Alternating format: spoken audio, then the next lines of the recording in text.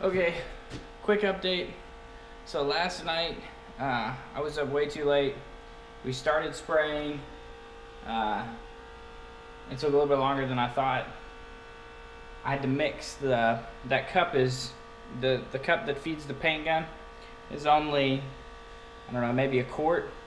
And we've used almost the entire gallon. I have just enough paint left in my gallon jug to spray all the doors and stuff, and I'll show that in a second. But so this is what it looks like. And there's a few places where it ran a little bit right here, but it's not bad for one coat, considering it went from dark brown to white. And then you may or may not be able to see this well. This was just bare wood, and that primer is covering it pretty well. Again, I'm gonna have to do 2 coats, but so the mini paint booth here actually worked really well. There's no dust or anything from outside.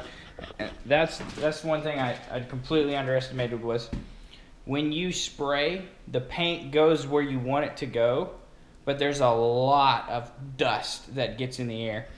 I don't know if you can see, this is just dust from spraying, which is why I guess the ventilation part of it's really critical. So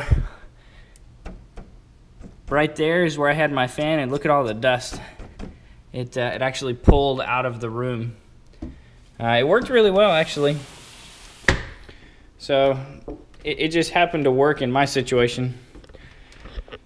Not sure what it'll turn out being like in your situation. So I gotta go back to the store, get some more paint, and wait for a day where it's actually daylight and I don't have to work or anything, so I can spray in the daylight and see a little bit better. It got a little tough in here last night whenever I was spraying.